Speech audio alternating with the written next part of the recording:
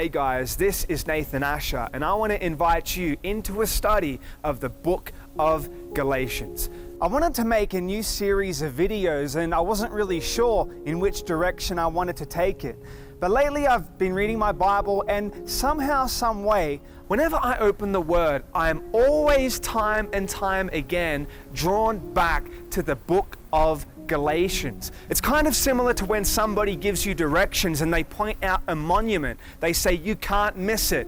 It's the same thing with Galatians 1, verse 6 to 9, that when you go through the book of Galatians, you can't miss it.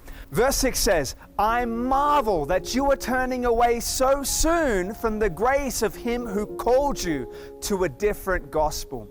Paul's basically saying, I'm bewildered, I'm flabbergasted, I'm in shock and awe that so soon you have turned away from grace.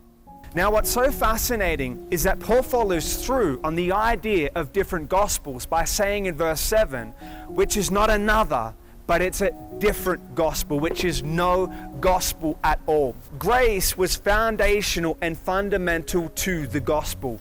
That if you reject grace, then you've wholesale rejected the gospel itself. And I love what he says.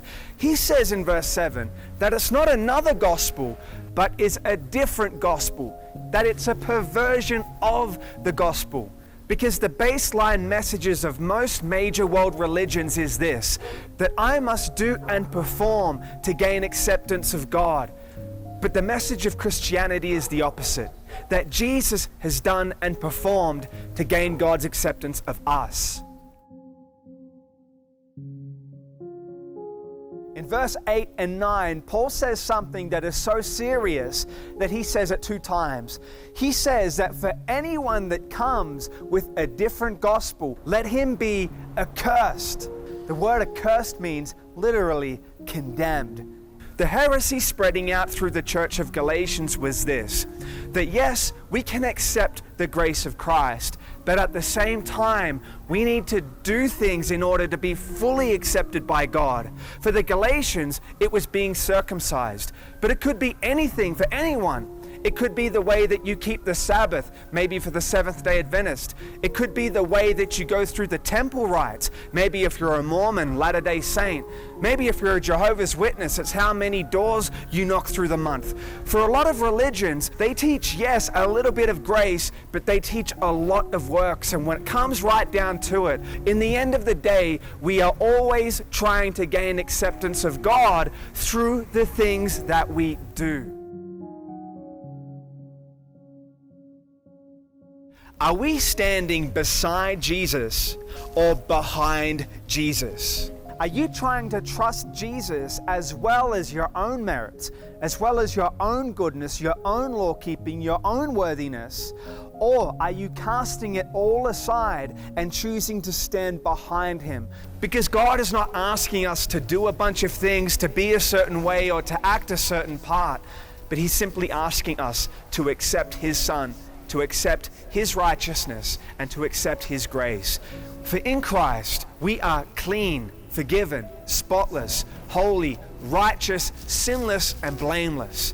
That when you come to Jesus, you are covered in his goodness, with his merits, so that when God looks at you, he doesn't see you for what and how you are in all of your sinfulness and all of your wickedness, but he sees you as Christ is. He sees you through the lens of Jesus Christ, and he deems you, he reckons you, and he pronounces and announces you as righteous, holy, just, clean, spotless, and sinless. That you are perfect in the eyes of God through the grace of Christ. He is your perfection. He is your goodness. He is your works. He is your law keeping if you're an Adventist. He is your seventh-day Sabbath.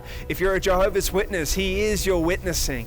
If you're a Mormon, he is your covenant keeper. Hey, if you're a follower of Islam, he is your 5 pillars. If you're a Buddhist, he is your enlightenment.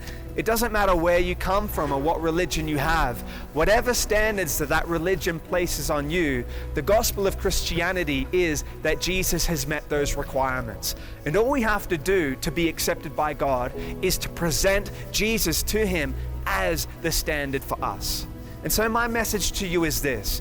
Are you trying to stand beside Jesus, being eliminated from grace, or behind Jesus, trusting and having faith in his grace? So let's ponder that together.